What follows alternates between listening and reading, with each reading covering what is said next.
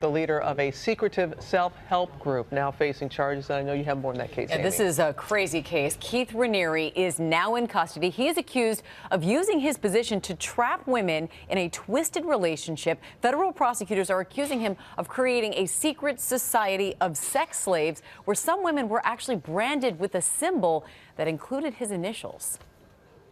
This is the man the FBI says has committed serious crimes against humanity, alleging he created a secret society of women he considered sex slaves, and that some of them were branded with the symbol incorporating his initials. So one would say authenticity is being as you are. This morning, Keith Raniere, the leader of NXIVM, a secret self-help organization based out of Albany, will soon be back in New York, where he's facing charges for sex trafficking and forced labor conspiracy related to that secret society.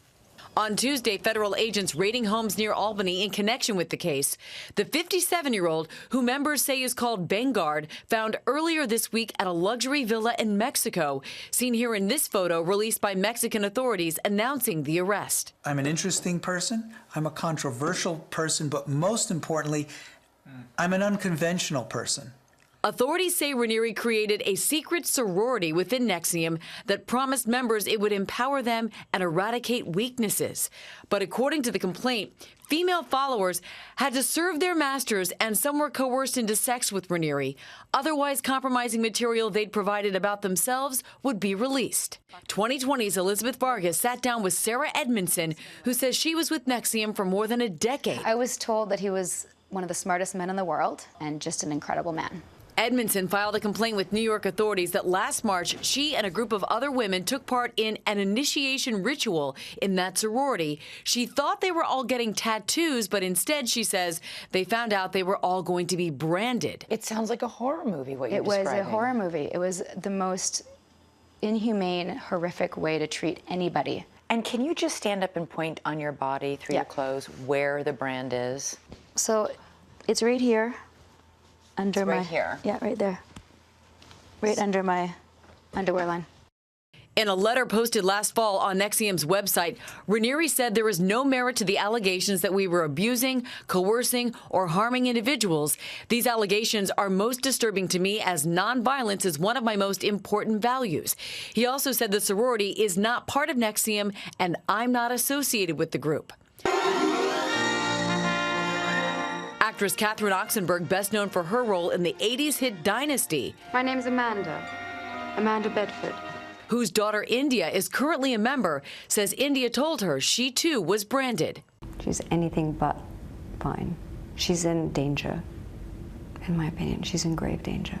In a statement, Oxenberg now telling ABC News, for months I worked to expose Keith Raniere and NXIVM. I want my daughter to know I love her and that I want her back in my life.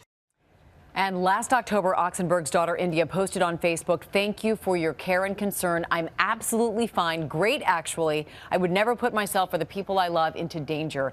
And Sarah Edmondson, who Elizabeth spoke to last year, told ABC News overnight, "This has been a very challenging year, and to see this news brings me great hope for the future, that the truth is coming to light and that my friends can finally be free." We have Dan Abrams back with us, along with our contributor and former FBI agent Brad Garrett. And Brad, you've seen and worked on cases similar to this one. What is your impression of NXIVM? Okay, I think you have to think of Jim Jones, David Koresh, charismatic leader, acutely narcissistic, believes he's special, believes that he can solve all of your problems, and over a period of time lures people in to give him money and sex. Well, he believes that, but how does he manipulate so many women for so long into believing that too? Well, to even be branded. Amy, you first have to sort of want that to begin with. You're a person that needs direction, and so he offers that. And they're very good communicators, and as a result, they pull you in.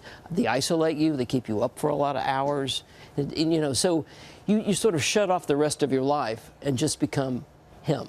Wow, and you cut off your family, and that's what we've seen happen in case after case. Dan, we don't always see charges in these types of circumstances, but in this case there are charges. Why? Right.